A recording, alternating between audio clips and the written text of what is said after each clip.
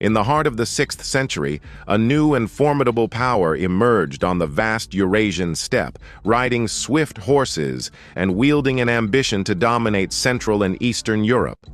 These were the Avars, a nomadic people of uncertain origin, possibly Turkic or Mongolic, who would establish the Avar Khaganate, 567 to 822 AD, a mighty empire that would terrorize the Balkans, challenge the Byzantines, and shape the early medieval history of Europe.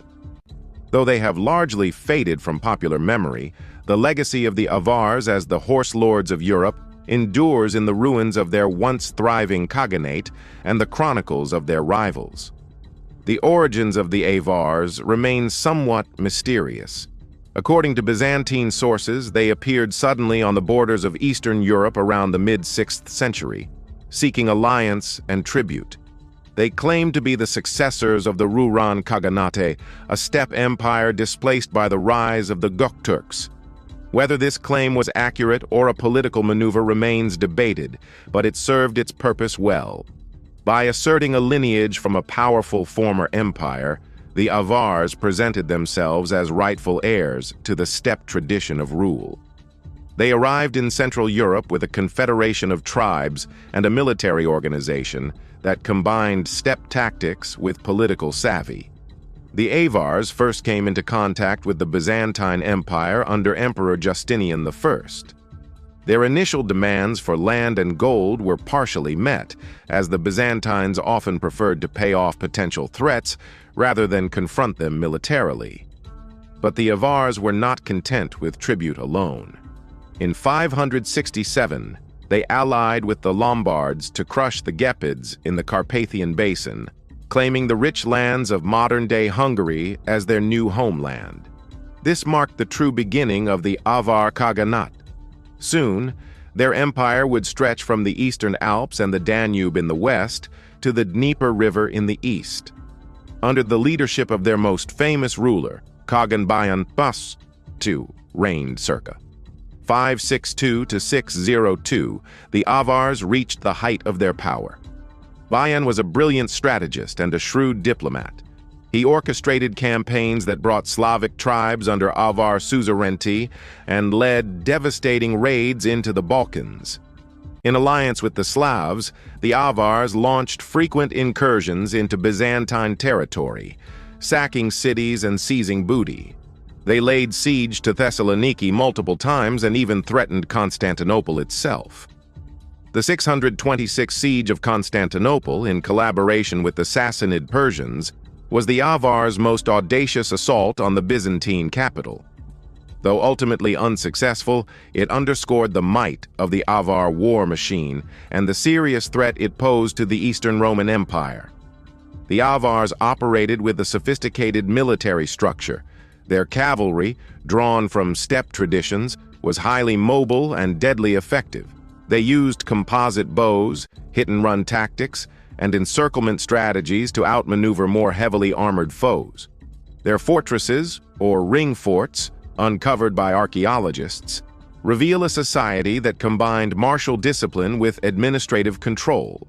These circular earthwork fortifications dotted the Pannonian Plain, housing warriors, craftsmen, and nobles, serving both military and administrative functions. Culturally, the Avar Khaganate was a melting pot. While the ruling elite remained nomadic and Turkic in character, they governed over a multi-ethnic population that included Slavs, Germans, and remnants of older tribal groups like the Gepids.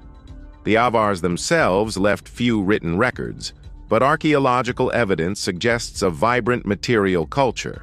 Elaborate gold and silver artifacts, intricately decorated belt buckles, and horse gear discovered in burial sites indicate a society that valued status, wealth, and craftsmanship. The elite were buried with their horses and arms, emphasizing their identity as warrior nomads. Despite their power, the Avars' dominion was not destined to last forever. The tides of history turned against them in the late 8th century.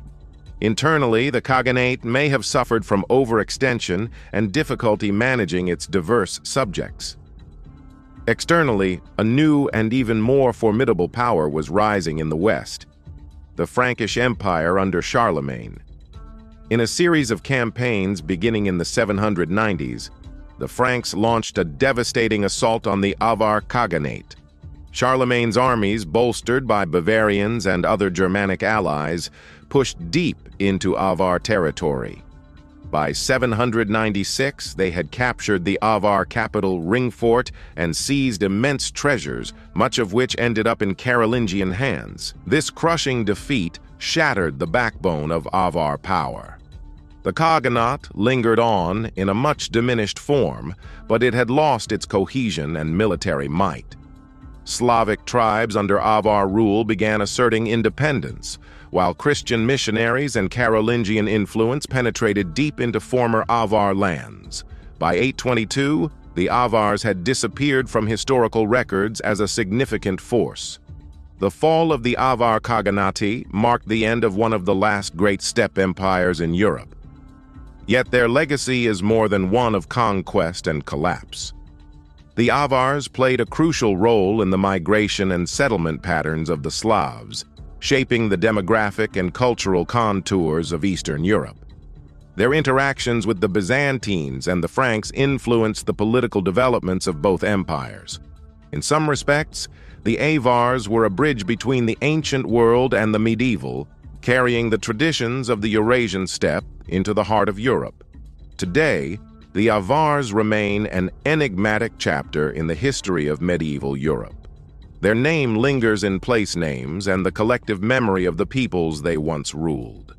Their burial mounds and fortresses still rise from the plains of Hungary and the Balkans, and their story, though often overshadowed by more famous empires, reminds us of the dynamic and often volatile nature of early medieval power.